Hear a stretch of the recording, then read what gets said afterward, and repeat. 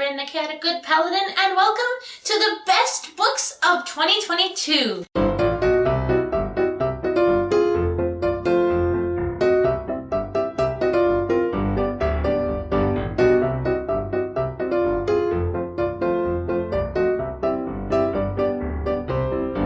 This is a part of my wrap-up series at the end of the year, doing the best of the year, most surprising books of the year, and the most disappointing books. After all was said and done, I read 70 books this year, I think, which is not as much as many other people, and honestly, I've done a lot more reading in past years, but this year I've been foregoing reading in favor of writing my own books. These are my favorite books that I've read in the entire year of 2022. There's going to be 16 books in this video. For me, a best book would be one that I was expecting to love, and I went into it was like, I am going to love this, and then I came out the other side and was like, I love this. These books on this list are all ones that I went into with very high expectations and came out of it and having those high expectations fulfilled. And they're all going to have little superlative awards. They're not really in any particular order in these terms of these superlative awards, except for the very final book in this video. The very last book in the video is going to be like number one, the best of the entire year.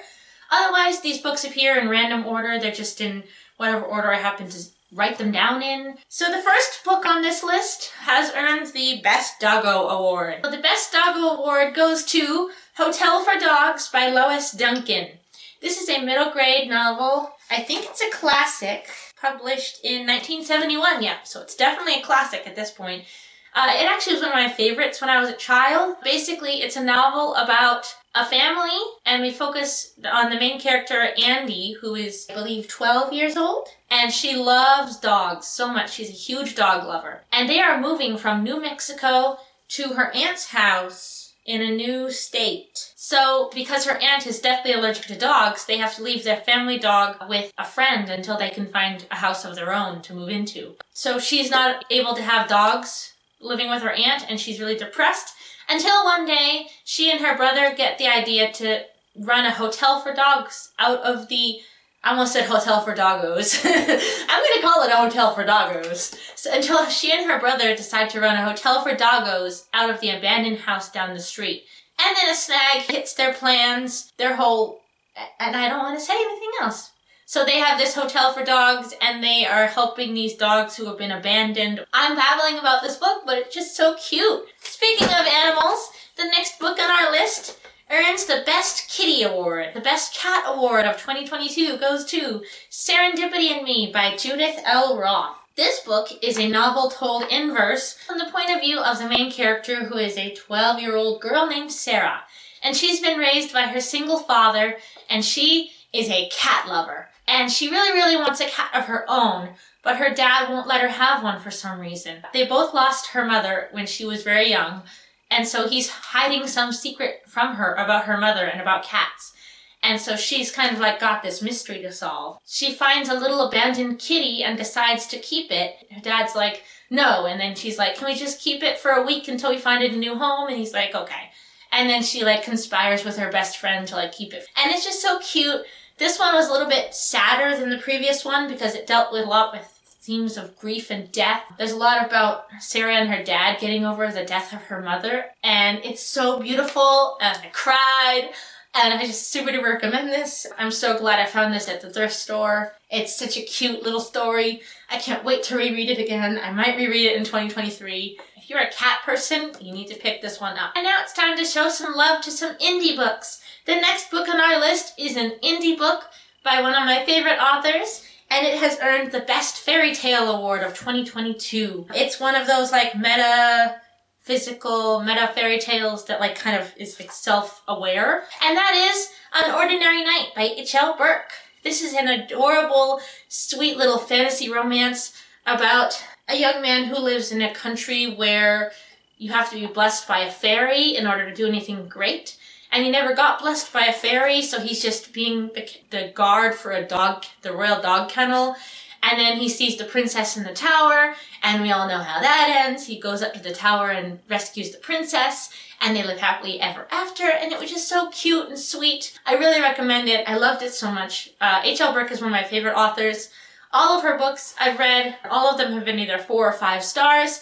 I really love her writing style. It really just vibes with me. Anytime I pick up an H.L. Burke book, I know I'm going to have a good time. So definitely pick this one up if you're looking for a little short book to finish off your reading challenge. It's just so cute. I just love this. And there's, of course, dogs in there because he's a kennel guard. I just love this story so much. This really has some, like, Princess Bride vibes. I didn't like that book very much, but I know H.L. Burke is a huge fan of Princess Bride. I can really tell, in this book especially, it's got, if you are a fan of Princess Bride, you are going to love this book. I was not a fan of Princess Bride, but I still love this book. So if you're a fan of that sort of style of writing, definitely pick this one up. It's so worth it. I'm fairly certain this next one is also an indie book, but it is the 4th and final book in a series. This book earns the Best Series Ender Award. Also, it's the cutest book I've read this year. I mean, forget the cats, forget the dogs, forget the knights and the princesses. This is cute. This is the cutest book I've read all year. And it is Flying for Gold by Salva Drake, number 4 and the final book in the Dragonsdale series. I'm so sad that the series has ended. I wish there were more books because it feels like there's just so many more stories to be told. But the main character, Kara, seems to have reached like her final evolution stage, I want to say. So, you know, it makes sense that this is her 4th and final evolution stage. I'm speaking in Pokemon terms now. I've been playing a lot of Pokemon recently. It is about Kara. He's a single father because her mother died in a dragon riding accident. And he owns a stable full of dragons. And in the previous books, he's had to come to terms with letting her ride dragons, even though he's afraid of her ending up in an accident like her mother. And then the next book was about her and her friends doing stuff and saving the world and saving the centaurs and the mermaids. And then the book after that was like the Christmas. This one was the final book in the series, and it's about Kara, and she's got this personal goal to be like the best competitor of all time in these dragon competitions. She will do anything to make that happen. She wants to be Junior Island champion, that's it. In this one, she dreams of winning every single Clear Flight event. The dragon instructor has fallen ill, and so Kara is basically taking over her duties and trying to teach the littler kids. And she's not doing a very good job of it. She finds out about another dragon rider who is having some issues. She wants to forfeit the competition, and then some other stuff happens. And I just love the series so much. I will very soon, in 2023, be commencing on a reread of this entire series because it is just so adorable. It's like horseback riding, but with dragons instead of horses. And it's just so cute, and I love it so much. If you are a dragon lover, you have to read the series. It's so cute. It's such an underrated gem. I don't know why more people don't know about it. The next book on my best of list has won the Best Short Book of the Year award, and that is The Quick and Easy Guide to Asexuality by Molly Muldoon and Will Hernandez. This is a tiny little graphic novel, and it basically gives a rundown of Asexuality 101. I found it at the library, and I picked it up, and I was very curious because as an asexual person myself, I was like wondering if maybe I could give this book to other people to like help explain what asexuality is, and I'm very happy to report this is an excellent book. If you are asexual yourself, this is an excellent book to give to someone if they don't understand what asexuality is. I think this book is a whole series. I know they have one about they, them pronouns. I'm assuming they have other ones too for other orientations and gender identities and stuff. But this is a great little short book to explain about asexuality. The next book on our list wins the Best Teen Book of the Year award, and that is Queerly Autistic by Erin Ekins. Ekins, like the Pokemon. This is a very adorable little nonfiction book, again, very short and very accessible, written for autistic teenagers who are questioning their gender or sexuality. And I just love it so much. It talks a lot about the intersection between autism and being LGBTQIA+, and how they like often overlap and stuff, and the double rainbow. And it's really cute and really good. It was published in Britain, so the resources they recommend are all British based. So like they have like shelters and things for people who need somewhere safe to stay, and they're all located in like Britain and the UK and stuff. So that's not very accessible. But like they have a bunch of websites and a bunch of resources, ways to explain to your family about different sexualities and stuff. It's just really great. The next book on our list, on my best of list, is the gayest book of 2022, and that is Be Gay, Do Comics. It's an anthology of gay and LGBTQIA plus comics, mostly nonfiction, about how people figured out they were gay, how people started questioning their gender, how people started questioning their sexuality. There's a whole section about the Stonewall riots and explaining the history of the Stonewall riots, and it's this like huge comic book of gay comics, and I just love it so much. It's one of my new favorites of all time, and I will be shoving it in everyone's faces now. And it covers a whole range of sexualities and gender identities. If you are in the LGBTQIA spectrum, you will find your sexuality or gender identity represented in here, because they cover everything. So definitely pick this one up if you're looking for a comic book and some more queer representation. I think all the authors are LGBTQIA+, because they're all stories about how they started questioning their gender and identity and sexuality. They're all baby queers coming out. The next book on our list is also nonfiction, and this book wins the Best Nonfiction Award of 2022, and that is Sincerely Your Autistic Child: What People on the Autism Spectrum Wish Their Parents Knew About Growing Up, Acceptance, and Identity. This is an amazing collection of letters. They're mostly written to neurotypical parents of autistic children, sort of like giving them a rundown of what you should know about your autistic child. And it's amazing. And as soon as I finished reading it, I bought myself my own copy, because this is a library copy. I bought myself my own copy and gifted it to a friend of mine who is a neurotypical woman, but she teaches autistic children. And I'm like, you need to read this so you know more about your kiddos. And I just love it so much. It was immediately a 5-star read. Got so much. It's mostly for autistic girls, but plenty of this information and advice could be applied to autistic boys as well. And it's just so great and so wholesome. And anytime I pick up a book by an autistic author, and I know that it's not going to lean into any of those ableist tropes that non-autistic authors tend to lean into, and it's just so refreshing to read.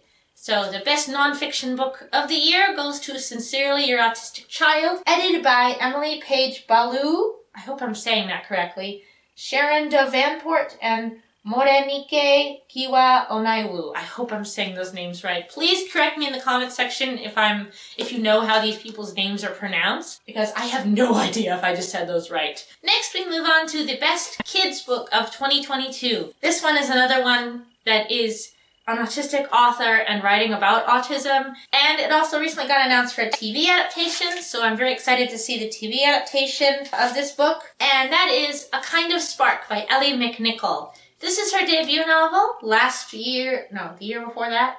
No, 2021. Yeah, 2021.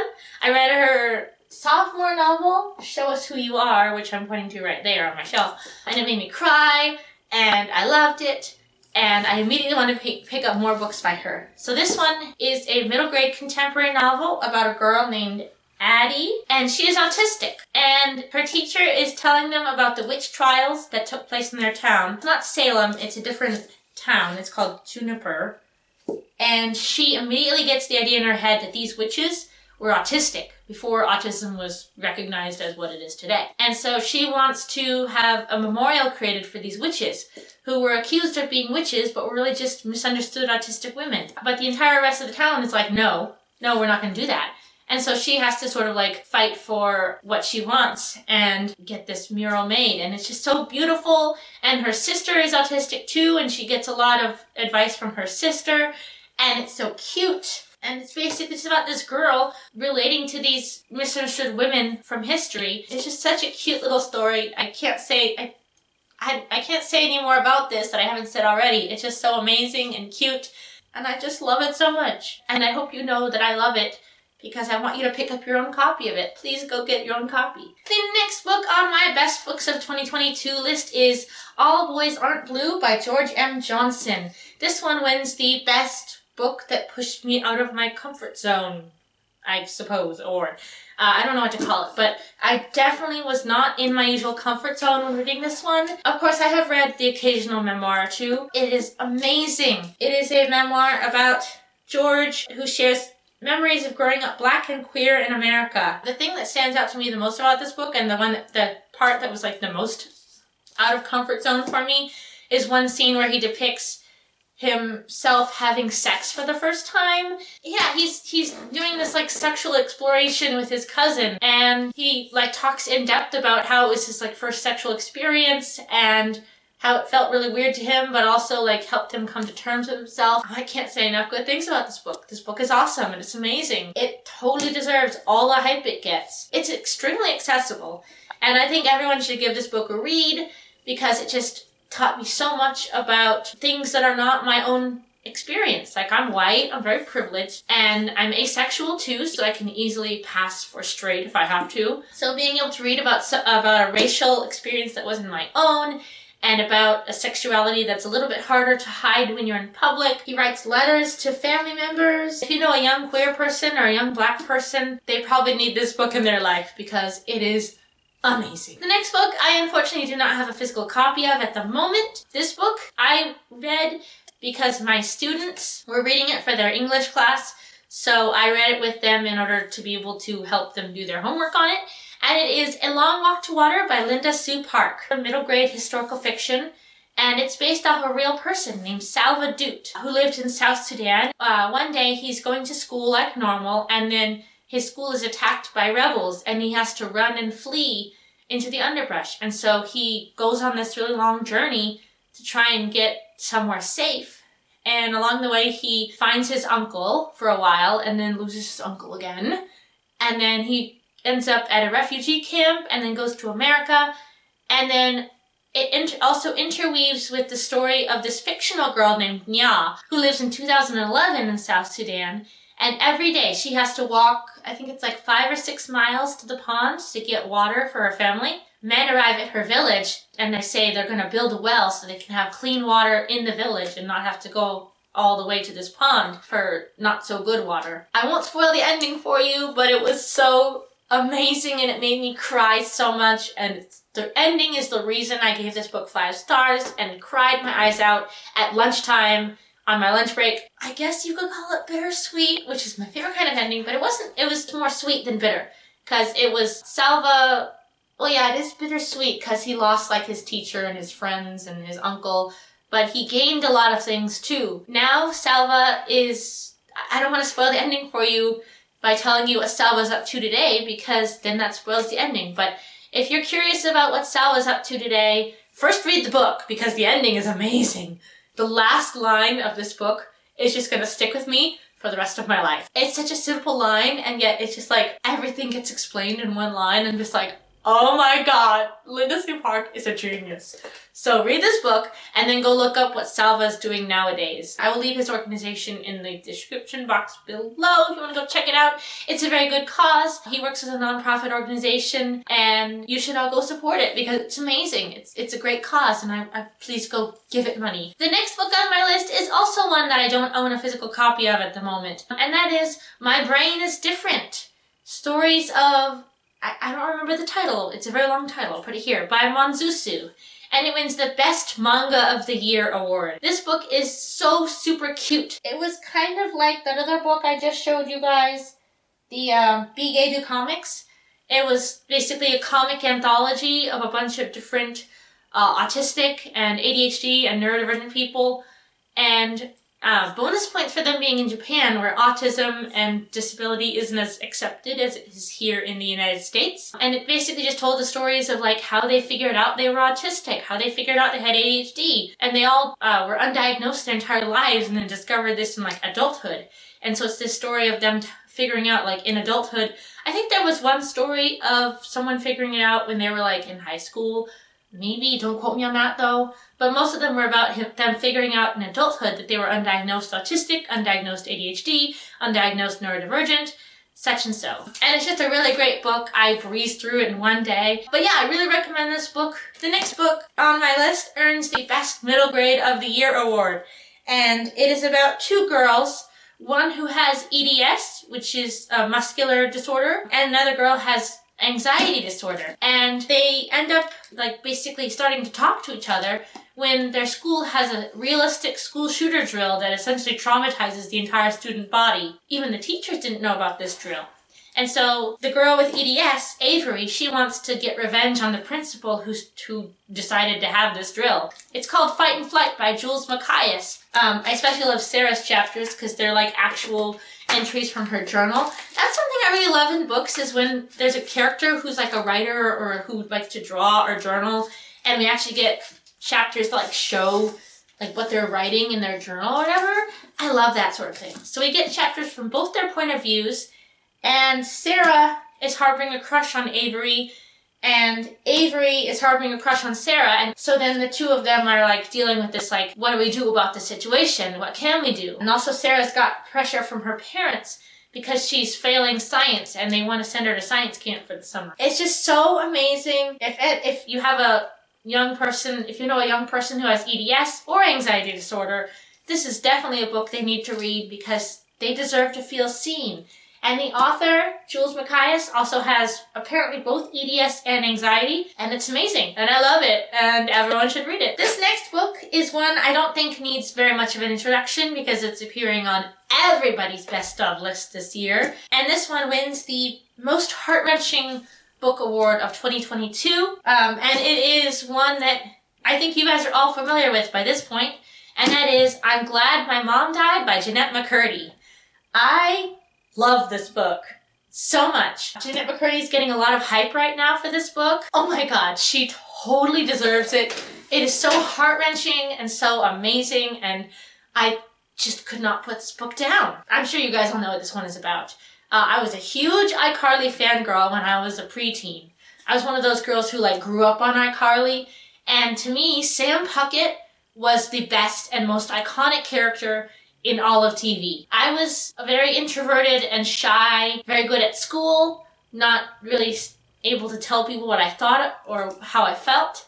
And so for me, Sam Puckett was like, wow, this girl tells people how she feels. She's so passionate about fried chicken. She expresses herself so well. I wish I could be like her. Basically, Sam Puckett was like a role model for me. Not in the sense of like she doesn't do well in school and she's like been in and out of juvie her whole life, but just that she knows what she wants, she goes after what she wants, she can tell people how she feels. And then I read this book, and oh my god, ever since reading this, I have not been able to watch iCarly the same way.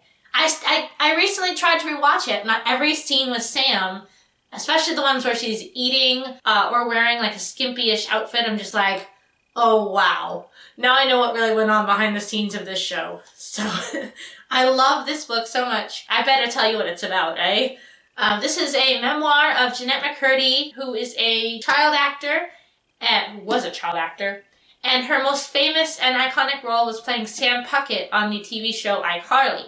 And in this book, she details about her mother basically forcing her into showbiz when she didn't want to, and then forcing her to become anorexic. She was 11 when her mother basically taught her how to be anorexic. And then later on, she became bulimic. She also suffered sexual abuse at the hands of the show's producer, Dan Schneider, and a bunch of other stuff. I think everyone should read this book. Of course, if you are someone who struggles a lot with eating disorders or who is a survivor of sexual abuse, and those issues would trigger you by reading this book, then of course, please put your mental health at first, and please don't read this book if it would put you in a bad headspace or make you or trigger you into a bad period. She totally deserves all the hype that she's getting for this book. And apparently she's gonna be writing fiction from now on too. And I'm definitely gonna be picking up some of her fiction. I just really vibe with her writing style, and it's amazing. And I feel like I've been ranting about this book for quite a long time now. I just love this so much. It's a really hard book to read. You will not sit down and read this and be like, cute, fluffy, oh, so heartwarming. No, that's not. It's a very hard book to read, but it's so good. And let's just say, I'm glad her mom's dead too. The next book is also one I forgot at my desk at work, so I don't have the physical copy right now. And that is The Little Mermaid film script. I don't know the author. There's not apparently an author. When I looked up the author, it just said Editors of Canterbury Tales. And I'm just like, okay, apparently. So whoever did put this book together and publish it, thank you so much. This is amazing. Included in it also are production notes and pre-production sketches and all sorts of like behind the scenes. And oh my god, one of my coworkers gifted this to me for Christmas last year, and it just made me so happy because Little Mermaid is one of my favorite movies all time, as you can tell by the shirt. I was just so happy to get this book and read the entire script. If you are a film geek, this is something to pick up, and if you are a Little Mermaid geek like me, this is something to pick up. As you can see from my t-shirt, Little Mermaid is my favorite movie of all time. Almost.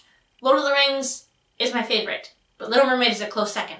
This is essentially the entire script of Little Mermaid, and there's so many insert pictures and things of pre-production sketches and production notes. The final book on the list of best books of 2022 earns the Best Book of the Entire Year award.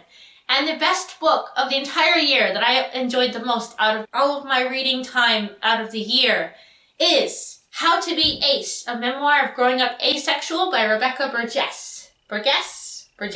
This is a graphic novel memoir about Rebecca Burgess's experiences growing up asexual and realizing that she was asexual when she was an adult, which is very close to how I figured out I was asexual. I just felt so seen with this book. I just felt so like acknowledged, like, oh my god, this is me. This is exactly how I felt the entire time until I figured out I was asexual too. I relate so much to this book. She talks about how everyone is a part of the hierarchy of the school and she's at the bottom. And she's like, why is sex such a big deal? And everyone else is like pressuring her to get a boyfriend. And she's like, no, I don't see any point. And I love it so much. And I highly recommend this book. I can't recommend this book enough. And it's so amazing. Again, this is just a very accessible book. And I feel like everyone should read this book because you probably have an asexual person in your life who you need to understand better. So this will help you understand them better. And I love this book so much. And it's the best of the entire year. And I just want to reread this book over and over again because I just felt so seen and so loved and just like, I'm not alone, you know? There are other people out there who feel the same way as me, and I love it, and I love this book so much. Best book of the year definitely has to go to How to Be Ace. I have no words to describe my love of this book. That does it for my best books of 2022. That just about does it for my best books of 2022. Thank you very much for watching. I'm Corinne, also known as the Chaotic Good Paladin, and I make videos talking about the books you should be reading so you don't have to spend hours scouring the New York Times or Goodreads bestseller list to find the next book you want to read. Click here for a video that you might also enjoy watching from me. Click here for my latest TBR video, which I'm very proud of, and click here to subscribe to my channel. Thank you for watching, and I will see you in my next video. Bye!